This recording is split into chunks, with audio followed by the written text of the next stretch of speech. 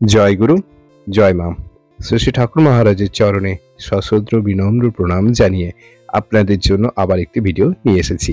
আজকে এই ভিডিওতে শুনবেন শ্রী শ্রী ঠাকুর মহারাজের 1325 সন থেকে 1327 সন অব্দি দিনগুলি কেমন কেটেছিল।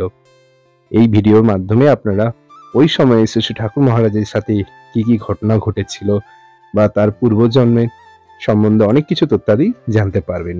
প্রতিবারের মতো এবারও আপনাদের কাছে একটি অনুরোধ, যদি ভিডিওটি ভালো লেগে থাকে ভিডিওটি লাইক করবেন, চ্যানেলটি সাবস্ক্রাইব করবেন এবং এই ভিডিওটি সবার সাথে শেয়ার করে সবাইকে জানার ও শোনার সুযোগ করে দেবেন। কমেন্ট বক্সে একবার লিখবেন জয় গুরু, জয় মা। আমার সকল শ্রদ্ধেয় শ্রোতাগণদের জানাই ইংরেজি শুভ নববর্ষ, happy new year to all of you. জয় গুরু, জয় মা নাম নিয়ে আপনাদের জন্য শুরু করছি।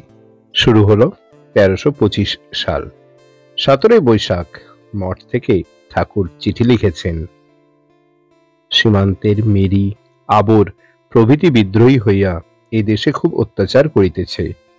আশ্রমে আসিবে বলিয়াও গুজব রটিয়াছে। সকলে খুব উদ্বিগ্ন আছে। সারস্বত মঠ আশ্রম আক্রান্ত হওয়ার সম্ভাবনা আছে এবং অক্ষয় তৃতীয়ায় উৎসব থাকার জন্য ঠাকুর বৈশাখ মাসে মঠে ছিলেন বলা যেতেই পারে। 23 জ্যৈষ্ঠ ঠাকুর মঠ থেকে চিঠি লিখেছেন। মৃত্যুর প্রার্থনা, আত্মহত্যার নামান্তর মাত্র, মরিয়া লাভ কি।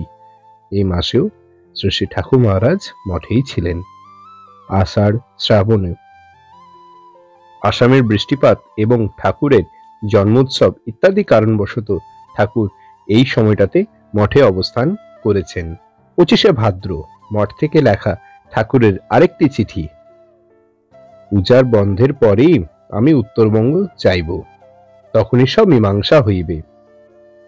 এখানে মীমাংসা অর্থে উদ্দিষ্ট শিষ্যটির মনে মন্ত্র লাভ বিষয়ের সন্দেহের উত্তরে ঠাকুর এই চিঠিতে আরো লিখেছেন, সদ্গুরুর পন্থায় চলিয়া সাধারণের পথে মতি গেল কেন। এই দুটি চিঠি থেকে জানা যায় যে ঠাকুর ভাদ্র মাসের 17 তারিখের পর নিম্ন আসাম পরিক্রমারত ছিলেন। আশ্বিনে দুর্গাপুজোর পর উত্তরবঙ্গ পরিভ্রমণে যাবেন বলে লিখেছেন। এই সালেরই অর্থাৎ 1325 সালে আশ্বিনে কলকাতা বিশ্ববিদ্যালয় থেকে শ্রীমৎ বরদা ব্রহ্মচারী সংস্কৃতে বেদ বিভাগ প্রথম শ্রেণীতে প্রথম হয়ে MA পাশ করে স্বর্ণ পদক লাভ করেন। শারদীয়া সপ্তমীতে মঠে এসে তিনি ঠাকুর চরণে প্রণত হলেন। তার মতো কৃতবিদ্য শিষ্যকে পেয়ে শ্রী শ্রী ঠাকুর যার পরনায় সন্তুষ্ট ও আনন্দিত হলেন। তার মনে তৈরি হওয়া এক বাসনা এবার বাস্তবায়িত হবে বলে ঠাকুর সন্তোষ লাভ করলেন। এই বাসনাটা কি জানেন? এই বাসনা হলো সারস্বত মঠে প্রাচীন ঋষি যুগের ভাবাদর্শে ঋষি বিদ্যালয় স্থাপন করা। এরপর ভক্ত সম্মেলনীর 4র্থ বার্ষিকী অধিবেশনে মঠে হবে বলে স্থিরীকৃত হয়। পৌষ মাসে ভক্ত সম্মেলনীর অন্তে শ্রী শ্রী ঠাকুর পরিক্রমায় বেরিয়ে পড়লেন। মাঘের 11 তারিখ পর্যন্ত তিনি পরিক্রমারত ছিলেন। 3রা ফাল্গুন ঠাকুর মঠ থেকে চিঠি লিখেছেন, আমি প্রায় 2 মাস কাল কুমিল্লা, ঢাকা, ময়মনসিংহ ঘুরিয়া আশ্রমে আসিবার পরে দারুণ সর্দি কাশি ও শরীরের বেদনায় বিশেষ অসুস্থ হইয়া পড়িয়াছিলাম। এবার উত্তরবঙ্গ বেড়াইতেও যাইতে পারি নাই। এই দেশের বসন্ত রোগের প্রাদুর্ভাব হয়েছে। ইতিপূর্বে জ্বরে আশ্রমে শোচনীয় অবস্থা হইয়াছিল। সেবা ও পথ্য দিবারও লোক ছিল না। 17 জন জ্বরে শয্যাগত হয়েছিল। 10ই ফাল্গুন ঠাকুর মঠ থেকে লিখেছেন, বাংলাদেশে বেড়াইয়া 12ই মাঘ আশ্রমে ফিরিয়া আসিয়াছি। 19শে ফাল্গুন মঠ থেকে ঠাকুর অন্য একটি চিঠিতে লিখেছেন, 2 মাস পূর্ববঙ্গ ভ্রমণ করিয়া শরীর এত অবসন্ন ও দুর্বল হইয়া পড়িয়াছিল যে উত্তরবঙ্গ ভ্রমণ করা দুঃসাধ্য হইয়া পড়িল। কাজেই রায়গঞ্জের দিকে আজ যাইতে পারি নাই। বরাবর মঠে চলিয়া আসিয়াছি। মঠে আসিয়াই অনেকদিন অসুস্থ ছিলাম। ঠাকুর ফাল্গুন মাসে মঠে অবস্থান করেছেন। ঠাকুরের চিঠির প্রথম খণ্ড ও ৮০ নম্বর চিঠির দ্বারা তা জানা যায়। তিনি মঠে ফিরেই সর্দি, কাশি ও শরীরের ব্যথায় অসুস্থ হয়ে পড়েছিলেন, তাই চৈত্র মাসেও তিনি মঠে ছিলেন এটা ধরেই নেওয়া যায়। ১৩২৫ সাল গত হলো, আর রেখে গেল ঠাকুরের নিকট দুটি স্থায়ী আনন্দ বার্তা। কি দুটি স্থায়ী আনন্দ বার্তা? চলুন জানি আমরা। প্রথম আনন্দ বার্তা, বরদা ব্রহ্মচারী এম.এ. সংস্কৃত বেদ বিভাগ প্রথম শ্রেণীতে প্রথম হয়ে স্বর্ণপদক লাভ করে মঠে প্রত্যাবর্তন করেন। তার প্রতি অতি সুপ্রসন্ন হয়ে ঠাকুর তার উপর নির্ভর করে মঠে খুললেন ঋষি বিদ্যালয়। এই ঋষি বিদ্যালয়ের আচার্য পদে ঠাকুর তাকে নিযুক্ত করেন। এবার থেকে মঠাঙ্গনের আকাশ সকাল সন্ধ্যা ব্রহ্মসঙ্গীত ও স্তোত্র বন্দনায় মুখরিত হতে থাকলো। যথা নিয়মে শুরু হলো বালক সেবাগণের মধ্যে ব্রহ্মচর্য ব্রত পালন, আসন মুদ্রা, যম নিয়ম ইত্যাদির সঙ্গে পঠন পাঠন। পরম বিশ্বাসে শ্রী শ্রী ঠাকুর বরদা ব্রহ্মচারীর উপর দায়িত্ব দিলেন আর্য দর্পণ পত্রিকার সম্পাদনার ভার। সকল দিকে মঠ সমৃদ্ধ হয়ে উঠতে লাগলো। আর দ্বিতীয় আনন্দ বার্তাটা কি? দ্বিতীয় আনন্দ বার্তা হলো, এই সালে ভাওয়াল অর্থাৎ ঢাকা পরগনায় আশ্রম তৈরির জন্য জমি সংগ্রহ। স্বামী পুত্রহীনা জ্ঞানদা সুন্দরী বসু নামে বিত্তশালিনী সর্বজন শ্রদ্ধেয় বিধবা মহিলা সেখানকার কালিনী গ্রামে বাস করতেন। তার বোনের ছেলে কিরণ, যিনি সন্ন্যাস নিয়ে স্বামী কৃষ্ণানন্দ নামে পরিচিত হয়েছেন, সেই বোন তার মাসিমাকে ধরে কিছু জমি জায়গা এবং দালান ঘর সহ বাস্তুবাড়ি ঠাকুরের নামে লিখে নিলেন। এই কাজে স্বামী কৃষ্ণানন্দের মুখ্য সহায়ক ছিলেন স্বামী স্বরূপানন্দ ও স্বামী প্রেমানন্দ। এইরূপ আনন্দ লাভের মধ্যে দিয়ে ১৩২৫ সালও বিদায় নিল। এরপর এলো ১৩২৬ সাল। এই সালে বিভিন্ন সময়ে শ্রী ঠাকুর মহারাজ তার শিষ্য ভক্ত বা সেবায়িতদের বিভিন্ন উপদেশ বাণী বা আশীর্বাদ বাণী তার চিঠির মাধ্যমে প্রকাশ করেছেন বা বলেছিলেন বা লিখেছিলেন। সেগুলি ছিল এইরকম। ১৫ই বৈশাখ শ্রী ঠাকুর মহারাজ মঠ থেকে চিঠি লিখেছেন, ৩ দিন পরে মঠে উৎসব, বড়ই ব্যস্ত আছি। বৈশাখ মাসে ঠাকুর মঠে অবস্থান করেছেন। ৬ই জ্যৈষ্ঠ ঠাকুর মঠ থেকে লিখেছেন, কোনো কারণে গর্বিত হইও না, বিদ্যা বুদ্ধি জ্ঞান ও শক্তি সমস্তই ভগবানের আশ্রিতা, তোমাকে তার বিকাশের যন্ত্ররূপে ব্যবহার করিও, মঠের কার্য সুচারুরূপে পরিচালিত হইয়াছে। আবার তিনি ২১শে জ্যৈষ্ঠ লিখছেন, আমি আগামী মহাপুজোর পর নিশ্চয়ই কলিকাতা যাইব। আষাঢ় মাস ঠাকুর মঠে অবস্থান করেছেন। ওদিকে বগুড়ার হরপ্রসাদ রায়, সুরেন্দ্রমোহন দাশগুপ্ত, গোবিন্দচন্দ্র পুততুণ্ড এই ৩ জন বিশিষ্ট ভক্ত বগুড়ায় একটি আশ্রম স্থাপনের পরিকল্পনা বহুদিন ধরে করে আসছিলেন। এর সুবর্ণ সুযোগ তারা এই সময়ে পেয়ে গেলেন। কিভাবে? আপনাদের পূর্বেই বলেছি, বগুড়ার দ্বারিকা প্রসাদ শরাফ নামে এক ধনী উদার হৃদয় এবং প্রভাবশালী ধার্মিক ব্যক্তি করতয়া নদীর তীরবর্তী স্থানে একটি বাগান বাড়ি ছিল। তারা ৩ জন একদিন পরামর্শ করে হরপ্রসাদ রায়ের বাড়িতে অনুষ্ঠিতব্য সংঘাধিবেশনে যোগ দেওয়ার জন্য এবং প্রসাদ গ্রহণের জন্য তাকে আমন্ত্রণ করলেন। ধার্মিক শরাফ মহাশয় সানন্দে সেই আমন্ত্রণ রক্ষা করলেন। প্রসাদ গ্রহণের পরে তারা তাকে বাগান বাড়ির প্রস্তাব উত্থাপিত করলেন। তারপর তিনি হাসি মুখে শ্রী শ্রী ঠাকুরের নামে সুবিশাল বাগান বাড়ি লিখে দেন। তারপর তারা ৩ জন সেই বাড়িটিকে আশ্রম করার উপযুক্ত করে তৈরি করতে থাকেন। সবকিছু ঠিকঠাক করে তারা ঠাকুরকে অনুরোধ করে পত্র লেখেন যে আগামী ঝুলন পূর্ণিমায় এখানে আশ্রম প্রতিষ্ঠা করার জন্য ঠাকুর যেন অবশ্যই অনুগ্রহ করে আসেন। ঠাকুর যথারীতি এই পত্র পেয়ে ১৫ই শ্রাবণ সেই পত্রের উত্তরে মঠ থেকে লিখেছেন, যদি আদি ভৌতিক বা আদি দৈবিক কোনো বিঘ্ন না হয় তবে ২৪শে শনিবার শেষ রাত্রে বগুড়ায় পৌঁছাবো। এই চিঠি ঠাকুর গোবিন্দ পুততুণ্ডকে লিখেছেন। যথাদিনে যথাসময়ে ঠাকুর বগুড়ায় পৌঁছালে তাকে জয়গুরু ধ্বনি সহ স্টেশন থেকে হরপ্রসাদ রায়ের বাড়িতে আনা হয় এবং জয়গুরু ধ্বনি ও উলুধ্বনির মধ্যে দিয়ে ঠাকুর গৃহে প্রবেশ করলেন।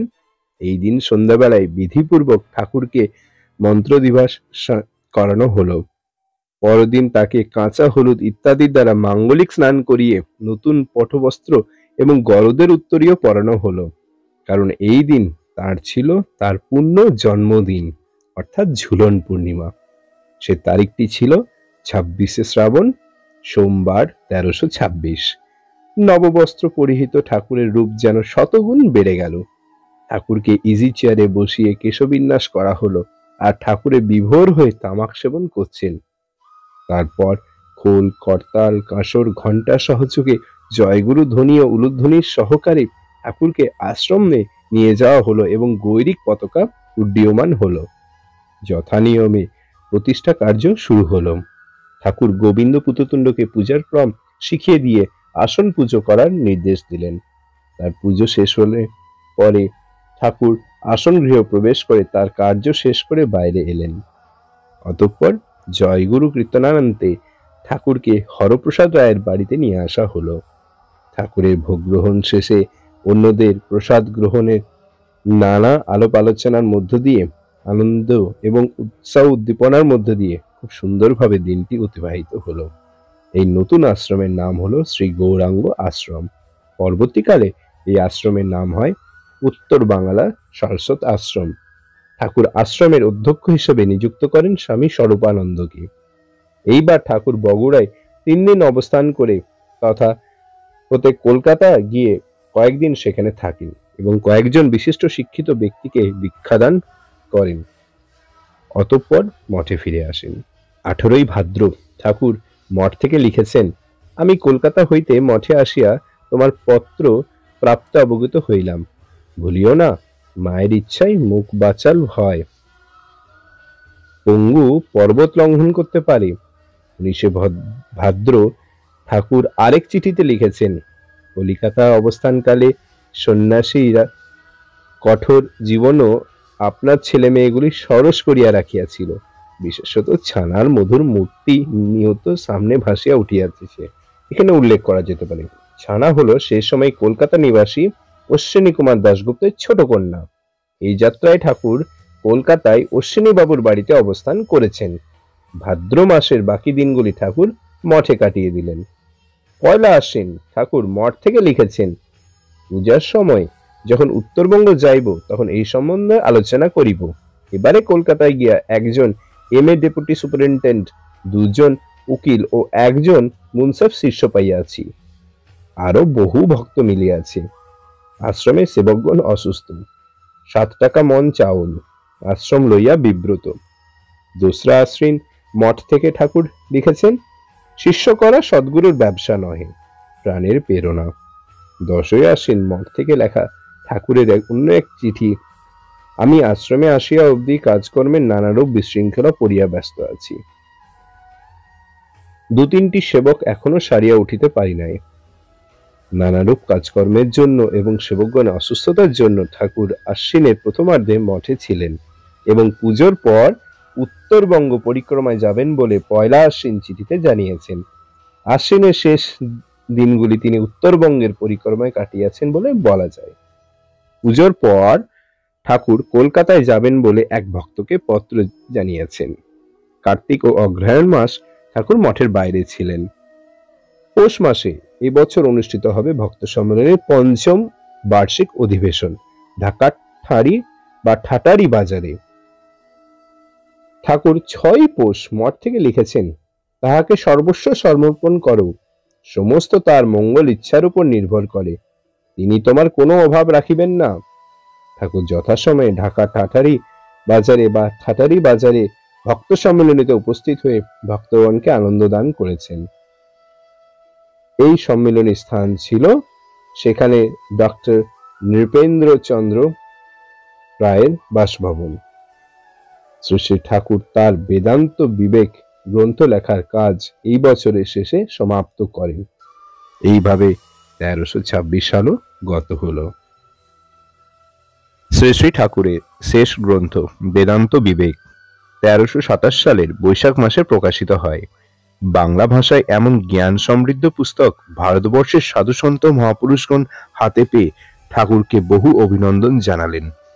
এই বৈশাখে আনন্দদায়ক আরো একটি ঘটনা হলো, ইতিপূর্বে স্বামী কৃষ্ণানন্দের আপ্রাণ চেষ্টায় ও স্বামী প্রেমানন্দ ও স্বামী স্বরূপানন্দের আন্তরিক সহযোগিতায় স্বামী কৃষ্ণানন্দের মাসি জ্ঞানদা সুন্দরী বসুর নিকট থেকে তার ভাওয়াল পরগনার কালনি গ্রামে দালান বাড়ি সহ বাস্তভিটা ও জমি জায়গা শ্রী শ্রী ঠাকুরের নামে 1325 সালে লিখে দিয়েছিলেন।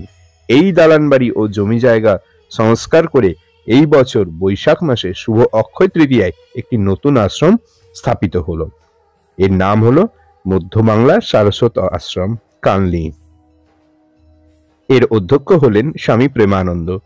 স্বামী প্রেমানন্দ ও স্বামী কৃষ্ণানন্দ মিলে এটিকে করে তোলেন নয়নাভিরাম। এই আশ্রমের সাথে মিশিয়ে এক করে দেওয়া হলো ইতিপূর্বে স্থাপিত জরিয়াটুলির আশ্রমটিকে এই বছরের আশ্বিন মাসে। 15ই বৈশাখ ঠাকুর মঠ থেকে চিঠি লিখেছেন, অক্ষয় তৃতীয়ার দিন যে ঘটনা অনুভব করিয়াছি তাহা শক্তি সঞ্চারের অনুরূপ বটে। নিরাপদে উৎসব হইয়া গেছে। কালনি আশ্রম প্রতিষ্ঠার সময় ঠাকুর সেখানে উপস্থিত না থেকে মঠে অবস্থান করেছেন জানা যায়।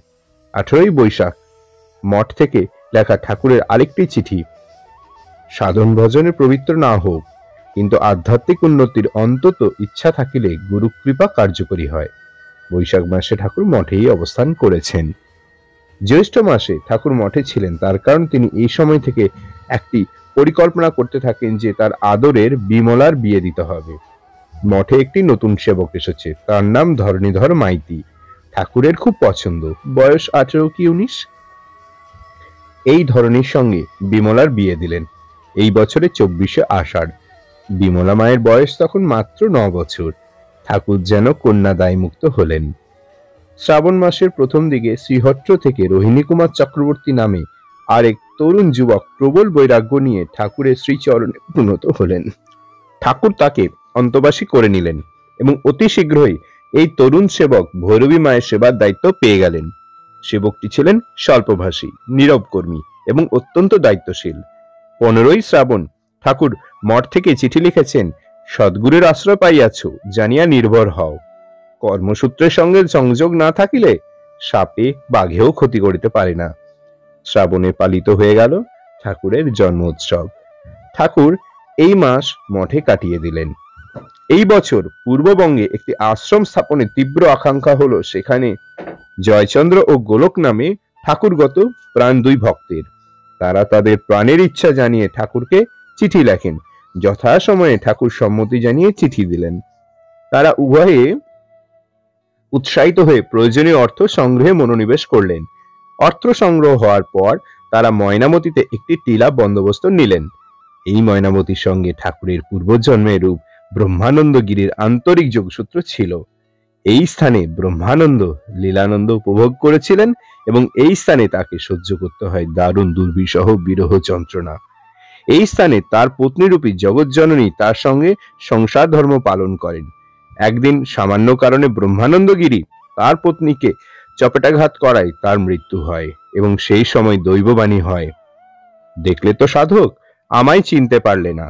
এই সাংঘাতিক ভুলের জন্য গিরি মহারাজ অনুতপ্ত হলেন এবং ক্রমশ পাগল প্রায় হয়ে গেলেন। তার এই উন্মত্ততা অবশ্য তার এক অনুগত শিষ্য চিকিৎসার দ্বারা বিদরিত করে সম্পূর্ণ সুস্থ করে তোলেন। গিরি মহারাজ মর্মে মর্মে উপলব্ধি করলেন যে আত্মাস্বরূপ জ্ঞান না হলে সমস্ত সাধনায় নিষ্ফল। জগৎজননীকে দাসী করলেও তিনি তাকে পত্নীরূপে সম্পূর্ণভাবে পেলেন না। এই জ্ঞান বৈরাগ্য সংস্কার নিয়ে ব্রহ্মানন্দ গিরি দেহ ছেড়েছেন। সাধনার প্রথম 3টি স্তর তিনি অতিক্রম করেছেন, কিন্তু শিব সত্তায় বা গুরু ভাবে প্রতিষ্ঠিত হওয়ার যোগ্যতা অর্জন করলেও সেই ব্রহ্মত্তা ভাব লাভ করতে পারেননি। এই জন্মে ব্রহ্মানন্দ গিরি সাধক নলিনীকান্ত শ্রী নিগমানন্দ রূপে ওই শিবসত্তা নিয়ে জন্মগ্রহণ করেছেন বলে তার প্রতি জগৎজননী সুপ্রসন্না হয়ে অতি শৈশবে মাত্র 7 বছর বয়সে বালক নলিনীকে দর্শন দান করেছেন। ত্রিকালজ্ঞ মহাযোগী মহাজ্ঞানী শ্রী নিগমানন্দ সরস্বতী পরমহংসদেবের নিকট ময়নামতির স্থান তাই এত প্রিয়। সেখানে আশ্রম স্থাপনের জন্য তিনি সানন্দে সম্মতি দিয়েছেন। আরো একটি অন্য কারণ অবশ্য ছিল। ময়নামতি থেকে দুর্গাপুর বেশি দূরে নয়, আবার কুমিল্লা শহরও কাছে।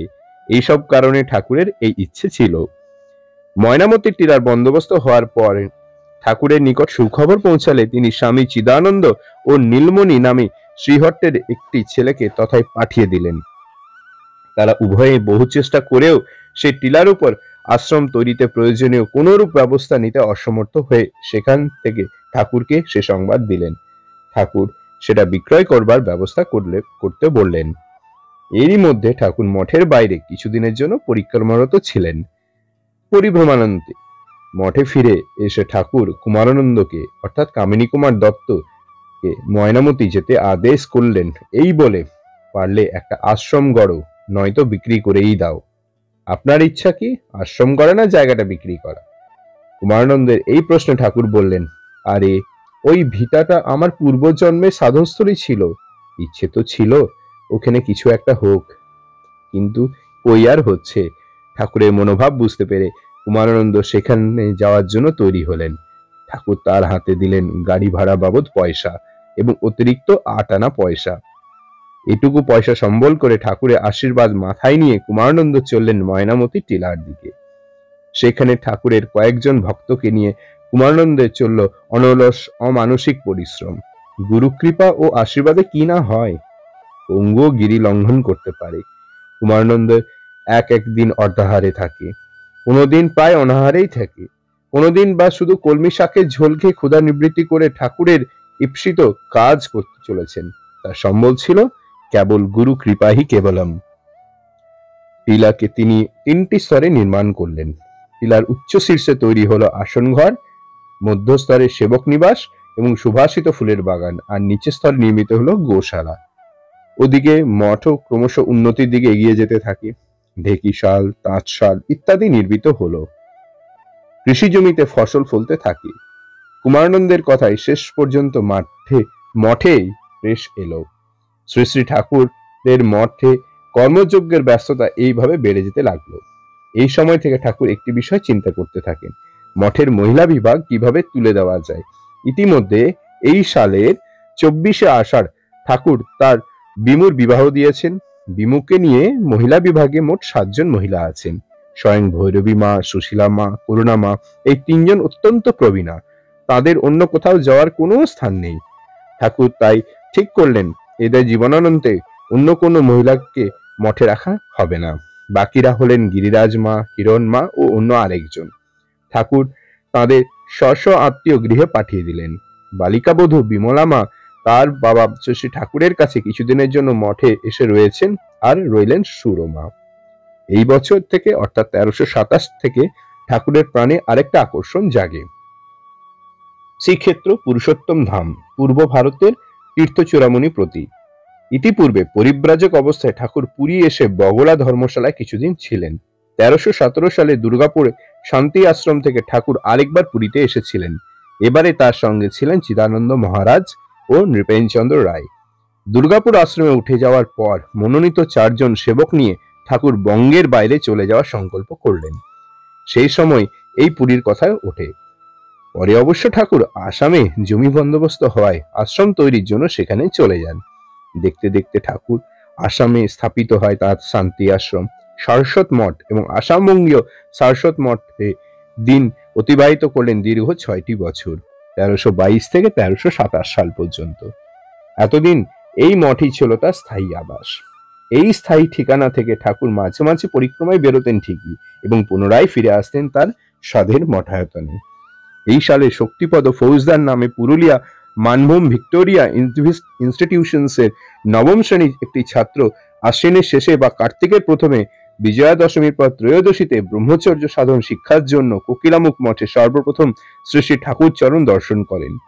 ঠাকুরের রূপ যেন ব্রহ্মচর্য সাধন, বইটিতে থাকা ঠাকুরের ছবিখানি চাইতে 1000 গুণ সুন্দর বলে ছাত্রটি মনে হলো।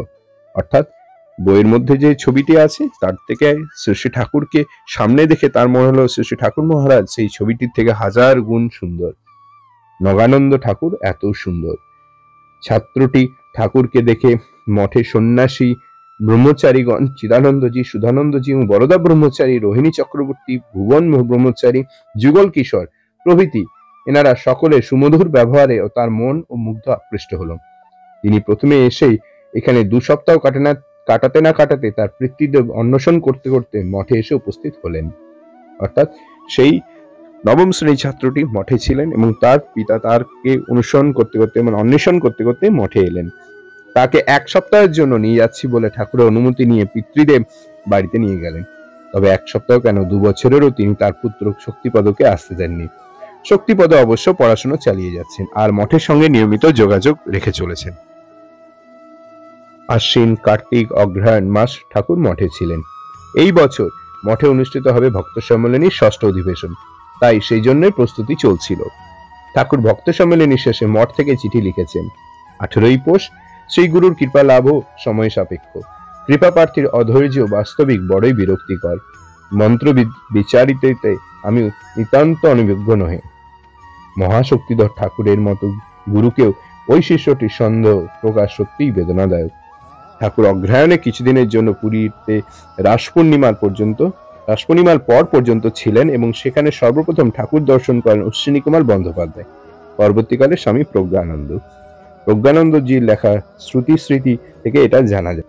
মাঘ, ফাল্গুন, চৈত্রর মধ্যে কোনো উল্লেখযোগ্য ঘটনা নেই। আর শ্রী ঠাকুর তার দিনগুলি গতানুগতিক ভাবে কাটিয়ে দিলেন, মঠে অবস্থান করে অমূল্য উপদেশখানি দান করে। তাকে হাতছানি দিচ্ছে পুরুষোত্তম ধাম। অন্তরে তিনি অনুভব করছেন তীব্র আকর্ষণ। এইভাবে শেষ হলো 1327 সাল। আপনারা শুনলেন 1325 থেকে 1327 সাল অব্দি শ্রী ঠাকুর মহারাজের জীবনে কি কি ঘটেছে সেসব ঘটনাগুলি। পরবর্তী অধ্যায় নিয়ে আগামী ভিডিওতে আপনাদের ভাষ্যপাঠ করে শোনাবো। জয় গুরু, জয় মা। শ্রী ঠাকুর মহারাজের রাতুল চরণে প্রার্থনা করি আপনারা সকলে খুব ভালো থাকুন, আনন্দে থাকুন। দেখা হচ্ছে আগামী ভিডিওতে। জয় গুরু, জয় গুরু, জয় গুরু।